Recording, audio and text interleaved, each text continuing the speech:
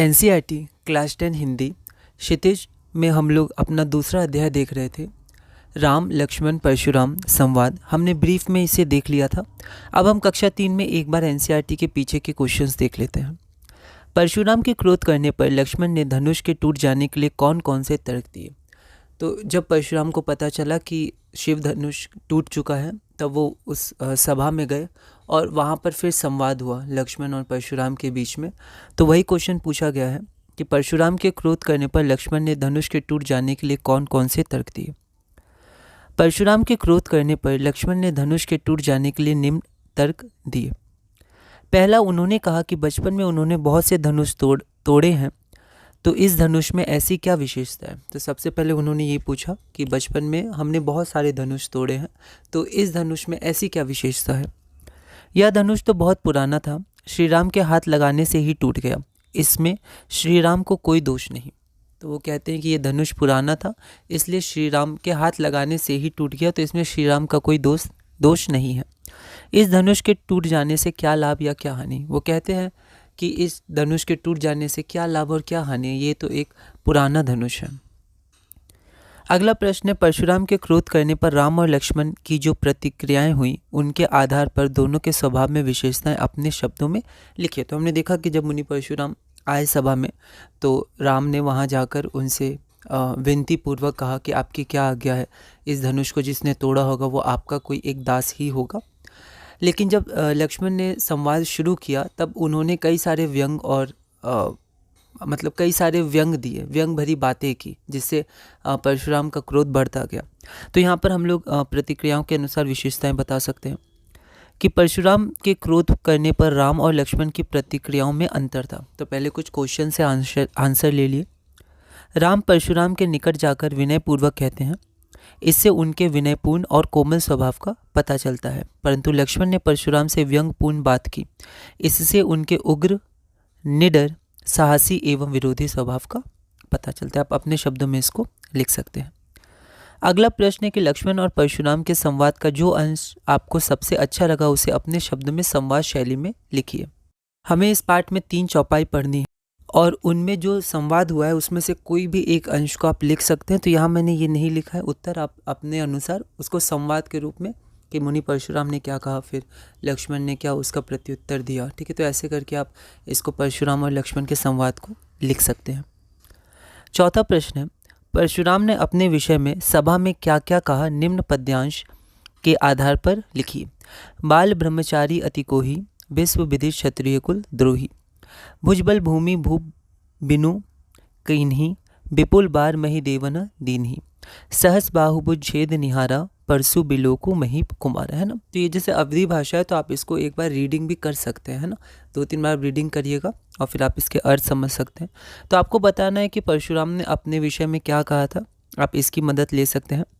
मातु पिता ही जनी सोच बस करसी महिष किशोर, गर्भना के अर्भक दलन परसु मोर अति घोर। तो यहाँ हम लोग देखते हैं, इसे हमने देखा भी था चौपाई में। परशुराम ने अपने विषय में सभा में कहा कि वे बाल ब्रह्मचारी हैं एवं अत्यंत क्रोधी स्वभाव के हैं।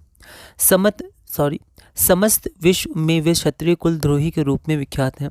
वे कहते हैं कि उन्होंने कई बार धरती को राजाओं से विहीन कर दिया एवं उस धरती को, उस पृथ्वी को ब्राह्मणों को दान में दे दिया।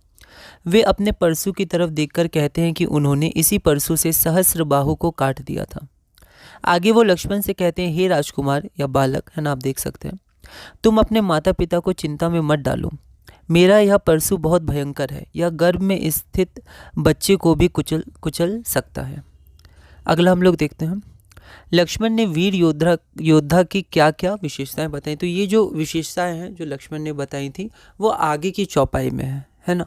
तो इसलिए मैंने इसको छोड़ दिया। 3 ही चौपाई हमें देखनी है, आप इसका उत्तर देख सकते हैं। तो आगे की चौपाई में है, इसलिए अभी हम लोग आगे बढ़ते हैं। साहस और शक्ति के साथ विनम्रता हो तो बेहतर, इस कथन पर आपके क्या विचार हैं। यह सही है कि साहस और शक्ति के साथ विनम्रता हो तो बेहतर है। साहस और शक्ति से व्यक्ति कई बार अहंकारी हो जाता है, परंतु विनम्रता उसमें धैर्य और सदाचार भर देती है। कई बार विनम्रता के अभाव में व्यक्ति संकट के समय मानसिक रूप से विचलित हो अपना धैर्य खो बैठता है एवं गलतियां कर देता है ना। आप अपनी तरह से इसको लिख सकते हैं। अगला प्रश्न है, भाव स्पष्ट कीजिए। बिहसी लखनू बोले मृदुबानी, अहो मुनीसु महाबट मानी, पुनि पुनि मोहि दिखाव कुठारू, चहत उड़ावन फूकी पहाड़ू। उक्त पंक्तियाँ रामचरित मानस के बालकांड से ली गई हैं, है ना। पहले हम लोग ये लिख देंगे, जैसे साखी में भी हमने लिखा था, है ना, तो वैसे आप लिख सकते हैं प्रस्तुत पंक्तियाँ कहाँ से ली गई हैं। लक्ष्मण परशुराम से कहते हैं कोमल वाणी में हंसकर कि हे मुनिवर, आप स्वयं को महान योद्धा मानते हैं, आप मुझे बार बार परशु दिखाते हैं, ऐसा प्रतीत होता है कि आप फूंक से पहाड़ उड़ाना चाहते हैं।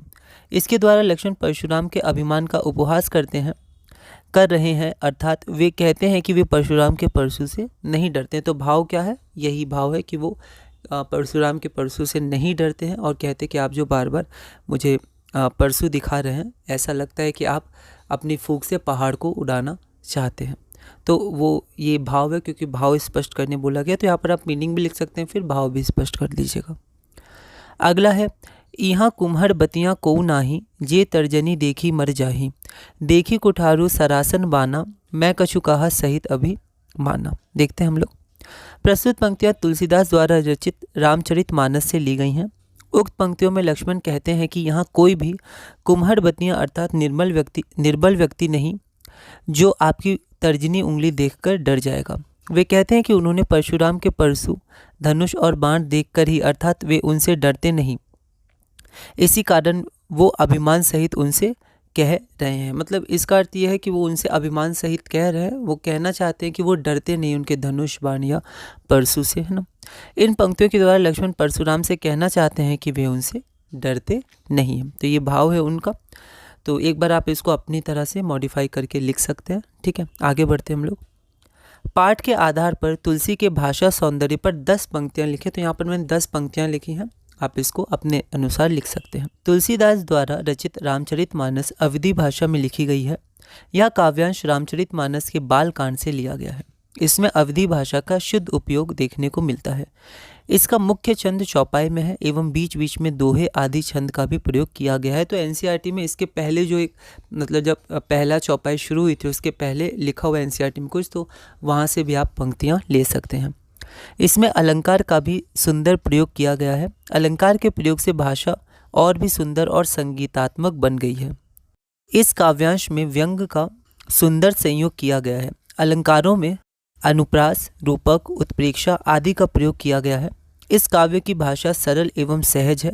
इस काव्यांश में पात्रों के भावों का शब्दों द्वारा सुंदर चित्रण हुआ है। अगला देखते हैं।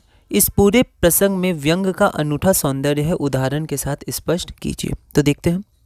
इस पूरे प्रसंग में व्यंग का अनूठा सौंदर्य है। काव्यांश में कवि ने जगह जगह पर व्यंग का अनूठा प्रयोग किया है, जिससे काव्य और रोचक बन गया है। उदाहरण के लिए धनुष के टूटने पर एवं परशुराम के क्रोधित होने पर लक्ष्मण व्यंग करते हुए कहते हैं कि हमने अपने बालपने में अनेकों धनुष तोड़े हैं, पर किसी ने हम पर ऐसा क्रोध नहीं किया जैसा आप करते हैं।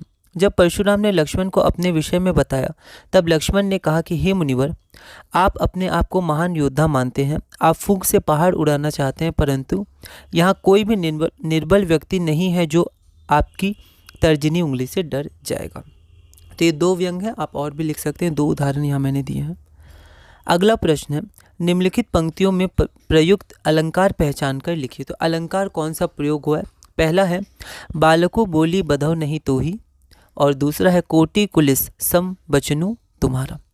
तो पहला जो है ब और ब है ना, इसकी आवृत्ति है, ये बार बार आ रहा है, तो ये हमारा अनुप्रास अलंकार हो जाएगा। बालको बोली बधौ नहीं तोही, इन पंक्तियों में अनुप्रास अलंकार का प्रयोग हुआ है। कोटि कुलुस सम बचनु तुम्हारा, इस पंक्तियों में उपमा अलंकार का प्रयोग हुआ है। यहाँ पर कोटि कुलुस सम बचनु मतलब वचन को कोटि कुलुस मतलब करोड़ों वज्र के समान बताया गया, उपमा दी गई है, तो उपमा अलंकार का इसमें प्रयोग हुआ है। तो इसी के साथ हमने अध्याय 2 को बहुत ही संक्षेप में ब्रीफ में देखा, क्वेश्चन आंसर डिस्कस किए, क्या क्या इसमें हमें पढ़ना है वो हमने देखा। आप इसको अच्छे से प्रैक्टिस कर सकते हैं, समझ सकते हैं, और इसी तरह धीरे धीरे हम लोग कक्षा 10 क्षितिज में आगे बढ़ेंगे।